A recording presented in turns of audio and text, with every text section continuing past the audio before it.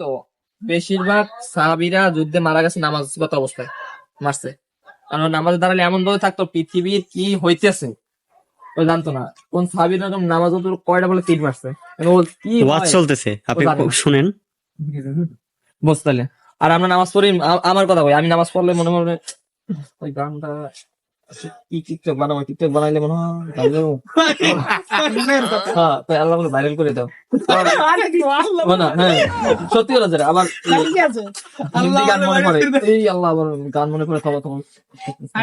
তুই তো সত্যি কথা আল্লাহু বললি, আকবার, আল্লাহু তুই তো যেটা সত্যি কথা বললি। আমি যখন নামাজ দাঁড়াই, বিশেষ করে জুমার নামাজে না না আমি ওটা দেখাই হুজুর কোন সূরা পড়তে, যে সূরা কখন শেষ হইবে। আদৌ সূরাটা কি বড় হবে না ছোট হবে? এটা আমিও ভাবি, আপনি সময় ভাবি কি এত বড় তো সূরা নাম কই, বড় হবে না ছোট হবে? এত বড় তো সূরা পড়া উচিত না। কারণ একটা আবার আমি হাদিস মনে হয় আবার মাঝে মধ্যে ভাবি আমার কাতা ঠিক আছে, আমার পাটা মানতে পাটা মেলে কোন এইতে জানো আসরের নামাজ আর কি, হ্যাঁ মুহাম্মদ সাল্লাল্লাহু আলাইহি ওয়াসাল্লাম কোন মানে আমি ঠিক জানি না, নাম বলে ভুল হবে, দাঁড়াইছে নামাজ পড়তে দাঁড়াইছে পিছনে আর কি, ইমাম ছিল হলো মানে সূরাটা দর্শে মাগরিবের নামাজ হয়তো সূরাটা দর্শে অনেক বড়।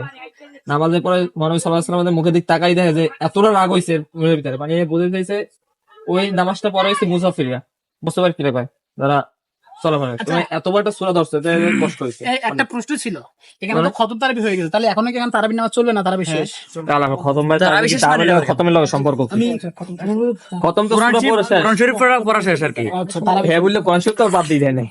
না না আমি বলতে তারাবি বুঝছি, হ্যাঁ ঠিক আছে, তোর ঠিক আছে, না বলতে জিজ্ঞেস করা ভালো। তারাবি কন্টিনিউ তোর অবুঝ মনে একটা প্রশ্ন উদিত হয়েছে, এটা উত্তর পাইছস? ঠিক আছে। আর যেমন আমরা আরেকটাই ভুল করে কি, রোজার সময় এত লম্বা ভিডিও পাবলিক খাবে না, সেলিব্রিটি ও ভিডিও লাস্ট কাটছিট করবো। আমরা এই এত আলেম ওলামা আমাদের মাঝে, আমরা নিজেরাও জানি না। একটা ইফতার মাহফিল করলাম অথচ দোয়া মাহফিল হইলো না, এত আলেম ওলামা থাকতে। হযরত আল্লামা একটা কথা কি জানো, তরিকুল ইসলাম বাবু নগরী, এই চাইদার তোরা একটাই করি, ঠিক আছে? হযরত আল্লামা এটা যদি কেউ জানে তাহলে হামিদুল্লাহ। বলবি। হ্যাঁ, এই জানলে বলবি। শাওনের প্রশ্ন উত্তর আমি দিতে চাচ্ছি। হযরত মুহাম্মদ সাল্লাল্লাহু আলাইহি ওয়াসাল্লাম হৃদয় আর সব, কারণ আমাদের তো নবী যে এই ইসলাম প্রচার করতে কেমন ওয়াজ মাহফিল করে কোন জায়গা শুনছো যে মুহাম্মদ সাল্লাল্লাহু আলাইহি ওয়াসাল্লাম ওয়াজ করছে?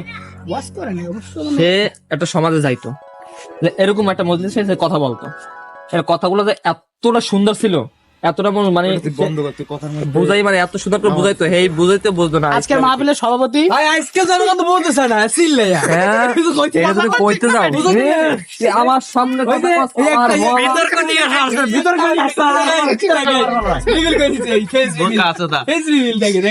আর তোমাদের একটা সবার দাম দিতে আছি 23 তারিখে বেগম জাহান